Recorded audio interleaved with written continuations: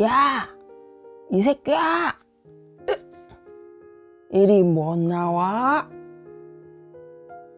나는 비몽사몽하며 어두운 의자에 쭈그리고 앉아있다가 느닷없이 벌어진 이 광경을 훔쳐보고야 말았다. 그날 나는 밤 9시가 넘어서 집을 나왔다. 또 아버지와 엄마가 한판 싸움이 붙었기 때문이다. 싸움은 청소 일을 하는 아버지가 쓰레기에서 주워온 18금 목걸이를 맥주 4병과 맞바꾸어 간단히 목을 추이고 왔노라고 내뱉으면서부터 시작되었다. 엄마는 맥주 4병으로 홀랑 마셔버리느니 지 옆편내 목에 걸어주면 무슨 동티가 나느냐고 시비가 붙었고, 늘 그렇듯 말싸움 끝에 험악한 욕설과 아버지의 손찌검이 이어지길래 나는 슬그머니 집을 나왔다. 그리고 언제나 그랬듯이 김반장네 형제 슈퍼로 와서 의자에 앉아 졸고 있는데 그 사단이 벌어진 것이다. 깽판 치기 전에 빨리 나오란 말이야. 어깨죽지가 무척 우람해 보이는 소매 없는 빨간 러닝 셔츠를 입은 사내가 소리를 질렀다. 밖에서는 흰색 셔츠를 입은 사내가 있었고, 도망자는 빨간 셔츠의 발길에 채여 바닥에 엎어져 있었다. 김영, 도와주세요. 코피가 범벅이 된 얼굴로 바닥에 쓰러져 버둥거리던 남자는 세상에나 바로 내 친구이자 원미동 시인인 몽달씨가 아닌가?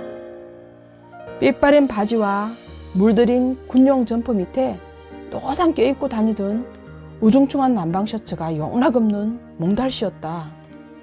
그런데 더 놀라운 일이 벌어졌다. 몽달씨가 김반장네 안방으로 피신하려 하자 김반장이 막아선 것이다. 빨간 셔츠가 김반장에게 몽달씨를 아느냐고 묻자 김반장이 펄쩍 뛰면서 모르는 사람이라고 나가서들 하라고 밀어냈다. 개처럼 질질 끌려 나오는 몽달씨를 보면서 밖에 있던 흰 셔츠가 찍 이빨새로 침을 뱉어냈다. 두 사람 다 술기운이 뻘겋게 달아오른 채 빨간 셔츠가 훨씬 더 악독하게 몽달씨의 머리칼을 한 움큼 휘어감고서 마치 짐짝 부리듯이 했다. 그러나 김반장은 모르는 척 가게 안을 정리하면서 밖은 내다보지도 않았다. 이럴 수가. 나는 가슴이 벌렁벌렁 뛰었다. 먼저 내 설명을 좀 해야겠다. 나는 7살 난 김경옥인데 사실 내 나이가 8살인지 9살인지 나도 잘 모른다. 엄마는 나만 보면 어르렁댔다. 엄마는 위로 딸 셋을 놓고는 43세 임신인지도 모르고 4대 딸을 키우다가 여기저기 용하다는 점쟁이들한테 물어보니 만장일치로 아들이라고 해서 나를 낳은 것이다.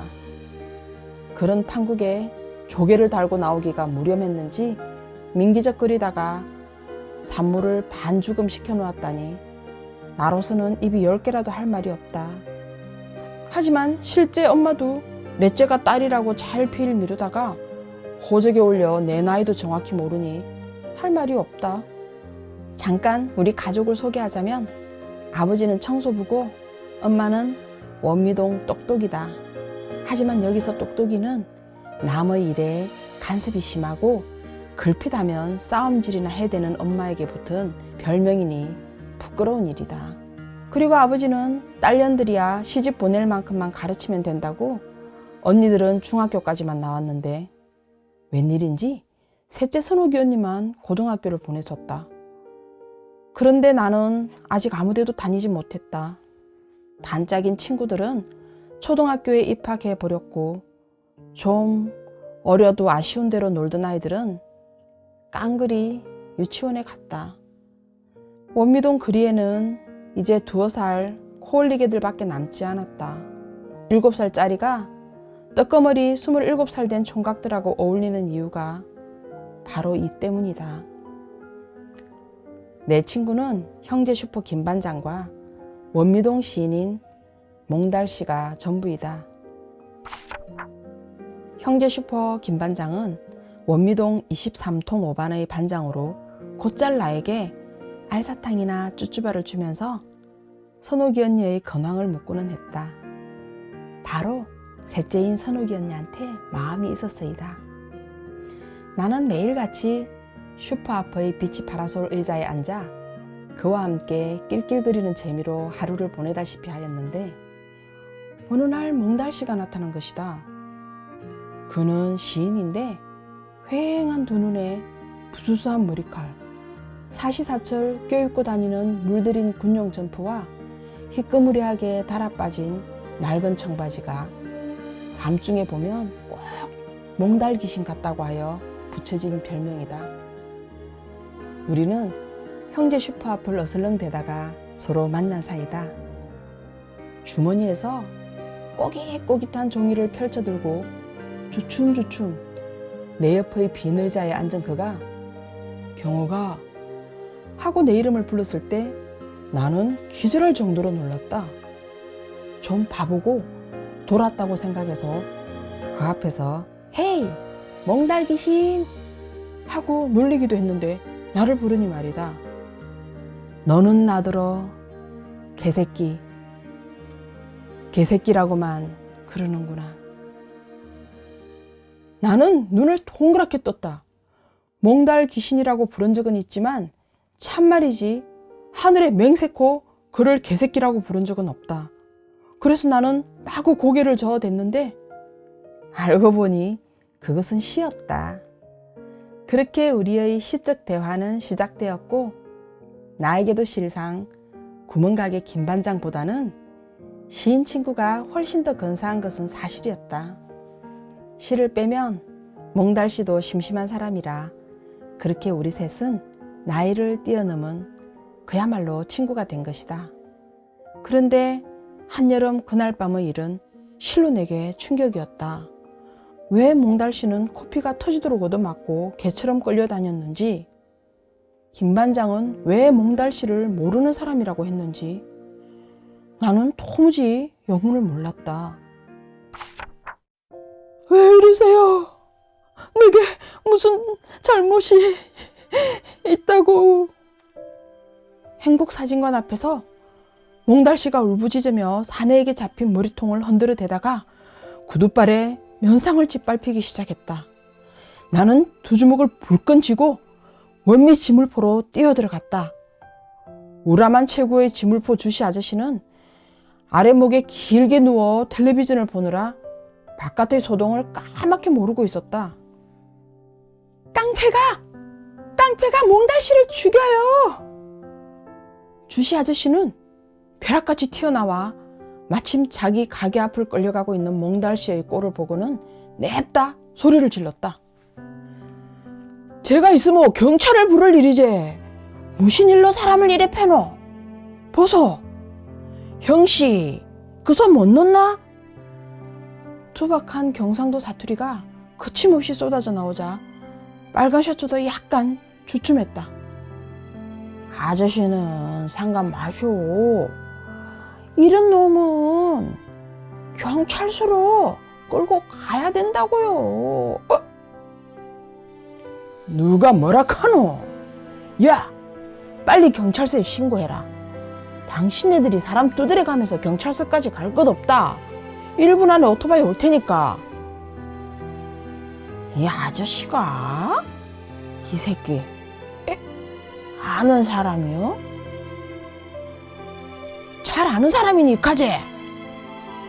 이 착한 청년이 무슨 죄를 졌다고 이래 반죽해놨노? 무슨 일이라? 그제서야 빨간 셔츠가 슬그머니 움켜진 머리카락을 놓았다. 몽달씨가 비틀거리며 주시 곁으로 도망쳤다. 아무 잘못도 없어요. 지나가는 사람을 잡아놓고 느닷없이 때리는데. 더듬더듬 입안에 괴어있는 피를 뱉어내며 간신히 이어가는 몽달씨의 말을 듣노라고 주씨가 잠시 한눈을 판 사이 빨간 셔츠와 하얀 셔츠는 도망을 쳤다. 정말 눈 깜짝할 사이였다. 빨리 가서 잡아야지. 저런 놈들 그냥 두면 안 돼요. 라고 언제 왔는지 김 반장이 발을 구르며 흥분하고 있었다. 가관이었다. 그제서야 모여있던 사람들이 한마디씩 거들었다. 몽달씨가 그냥 지나가는데 불러놓고 시비를 붙였다는 것과 맞아서 죽지 않은 게 천만다행이라는 것이다. 누군가는 약국 가는 길에 그 난리길래 무서워서 저쪽으로 돌아갔다가 약을 사오는데 아직까지도 패고 있더라고 했다. 피범벅이 된 그의 얼굴은 몽달 귀신 그대로였다. 세상이 왜 이리 험악하냐는 한탄과 몽달씨의 꼴이 사람 꼴이 아니라고 다들 혀를 끌끌 찰 지경이었다. 그때 김 반장이 저놈들을 잡아 넘기지 못해 분하다는 듯 몽달씨를 부축해서 집에 데려다 주겠노라고 나섰다. 김 반장이 몽달씨를 부축해 일으켰다. 세상에 벨도 없지. 그 손을 뿌리치지 못하고 몽달씨는 김 반장의 부축을 받으며 집으로 갔다. 그리고 몽달씨를 다시 보게 된 것은 그로부터 꼭 열흘이 지난 며칠 전이었다.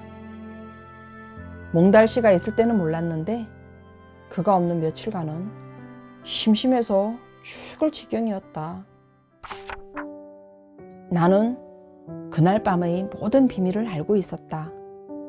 그 이후로 김 반장과 사이가 서먹해져서 그가 껍질에는 영양갱이라고 씌어있지만 실제 200원짜리 팥떡인 욕강으로 날 유혹하기도 하지만 어림도 없지.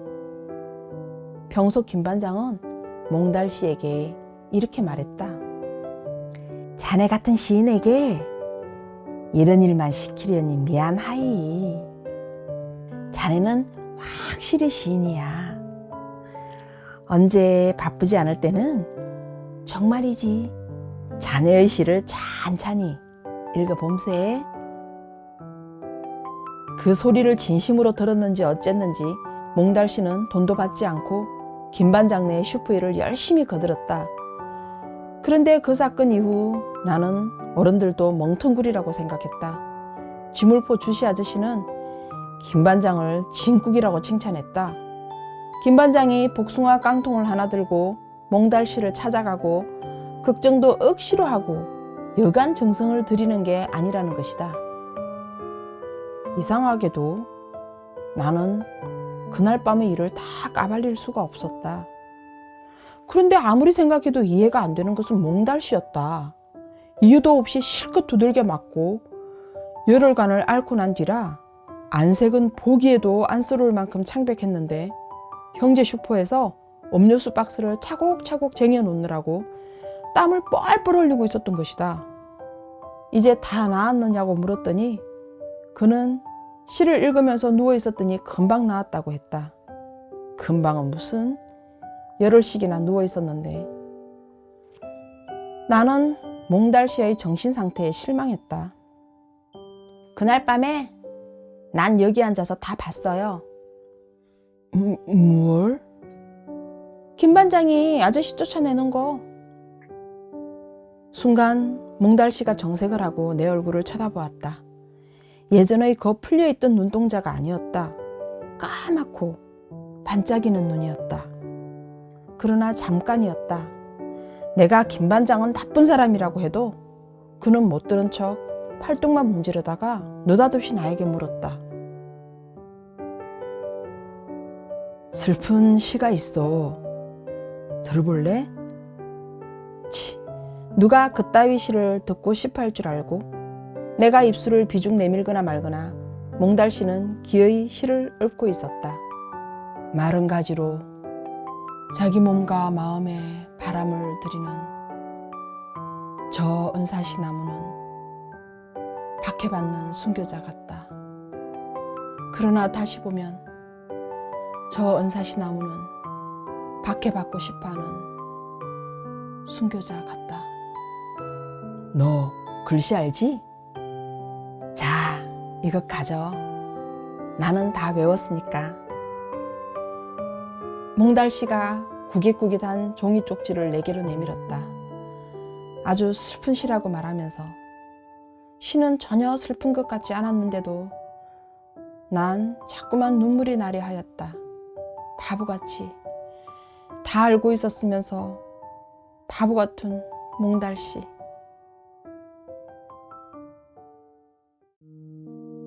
멀고 아름다운 동네 부천시 원미동을 배경으로 한 양귀자의 원미동 사람들은 1980년대의 소시민을 주인공으로 한 연작소설입니다. 작고도 큰 세계라는 홍정선 평론가의 말처럼 원미동은 작은 동네이지만 그 안에는 거대한 세계가 담겨 있습니다. 그곳에서 소소한 일상을 영위하는 사람들의 삶은 바로 우리의 삶이고 일상이기 때문입니다. 1980년대를 가로지르는 키워드가 있다면 바로 소시민이 아닐까 하는데요. 소시민이란 오늘날 자본주의 세계 속에서 봉급 생활을 하는 대다수의 사람들을 가리키는 개념으로 쓰입니다. 한편으로는 사회적 정의와 진실, 타인에 대한 배려와 시민 윤리를 관념적으로는 인정하면서도 실천에 옮기지 못하는 우유부단한 인물들을 가리키는 말로도 쓰이지요. 연작 가운데 원미동 시인은 정의보다는 손익에 더 민감한 소시민의 비겁함과 지식인의 현 주소를 보여주기도 합니다. 아울러 한 개인이 당해야 하는 폭력과 이 폭력에 대한 이웃의 방관자적인 태도를 통해서 우리 사회의 모순을 보여주고 있습니다. 이 소설 속의 화자는 7살이나 8살 혹은 9살일지도 모를 김경옥이라는 어린아이입니다. 몽달 귀신을 닮은 시를 쓰는 몽달씨와 형제 슈퍼의 주인이자 23통 5반의 반장인 김반장은 27살이지만 세 사람은 친구라고 경옥이는 믿고 있습니다. 어딘가 덜 떨어진 듯한 몽달씨는 돈도 받지 않고 김반장네 형제 슈퍼일을 도와주는데 어느 한 여름밤에 몽달씨가 아무런 이유도 없이 지나가는 빨간 셔츠와 하얀 셔츠에게 죽도록 매를 맞습니다. 코피가 얼굴을 덮고 온몸이 지디겨져 그야말로 몽달 귀신처럼 되어 다급하게 형제 슈퍼로 도망오지만 김반장은 그를 외면하고 결국 지물포 주씨 아저씨가 구해줍니다. 그 일로 열흘 가는 앓다가 나온 몽달씨는 속도 없이 다시 김반장네 슈퍼일을 도와줍니다. 그리고 몽달씨는 슬픈 시를 읽습니다. 경옥이는 어른들의 이러한 행태를 이해할 수가 없습니다. 1980년대는 어느 시대보다 우리에게 아픔을 남긴 때입니다. 몽달씨처럼 지식인들은 슬프도록 무력했고 정치는 군부 독재의 군홧발에 짓밟혀 정의를 정의라 부를 수 없던 시절이 있었습니다.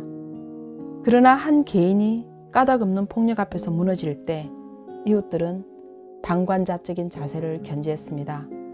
김반장은 자신의 가게가 피해를 입을까봐 그렇게 도와주던 몽달씨를 모른 채 했고 동네 사람들도 애써 외면했습니다. 그러나 몽달씨는 헬스케진 얼굴로 다시 나와서 형제 슈퍼의 김반장을 돕고 있습니다. 어린 경옥이의 눈에 비친 어른들의 세계란 너무나 부도덕하고 정의롭지 못하며 한심하기 그지없습니다. 그러나 경옥이도 정작 자신이 알고 있는 진실을 내뱉지 못합니다. 그렇게 1980년대가 흘러갔습니다. 현대 도시 문명 속에서 무기력한 삶을 영위하던 소시민들은 일용할 양식이나 한계령 등과 같은 작품에서도 그 모습을 드러냅니다. 문학의 역할 가운데 하나가 동시대에 대한 기록이라면 그런 면에서 원미동 사람들이야말로 완벽하게 당대의 소시민을 그려낸 작품이 아닐까 싶습니다. 다음 시간에 뵙겠습니다.